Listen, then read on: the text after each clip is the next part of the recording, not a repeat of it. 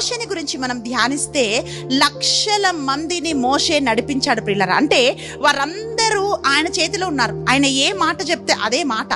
అంటే అటువంటి ఒక నాయకుడు, ఒక అధికారం కలిగి ఉన్నాడు మోషే. కానీ మనం ఏం చూస్తున్నామో తెలుసా? ప్రభు మోషేని గురించి సాక్ష్యం ఇస్తున్నాడు.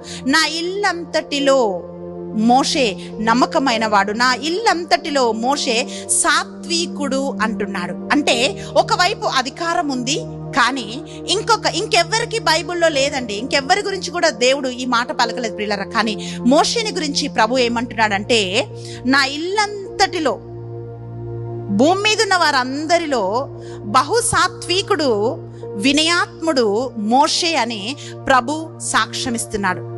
ఎందుకంటే ఎంతగా ప్రభు ఆయనకు అధికారం ఇచ్చాడో అంతగా మోషే తన్ను తాను తగ్గించుకున్నాడు. కనుక లక్షల మంది ప్రజలని వాగ్దాన భూమిలోకి మోషే నడిపించాడు. ప్రియులారా, ఈరోజు నేను అధికారం ఉంటే నేను ఎందుకు వినయంగా ఉండాలి? నా చేతిలో అన్ని ఉంటే నేను ఎందుకు తగ్గి ఉండాలి? నాకు డబ్బు ఉంటే నేను ఎందుకు తగ్గాలి? నాకు అందం ఉంటే నేను ఎందుకు తగ్గాలి? నాకు చదువు ఉంటే ఎందుకు తగ్గాలి అని చాలా మంది అనుకుంటుంటారు ప్రియులారా. కానీ ఎప్పుడైతే ఒక వ్యక్తి ఎదుగుతుంటున్నప్పుడు తను తాను తగ్గించుకొని ఇదంతా దేవుడు నాకు ఇచ్చాడు అని చెప్పి వినయంగా ఉంటారో వారిని దేవుడు గొప్పగా లేవనెత్తుతాడు.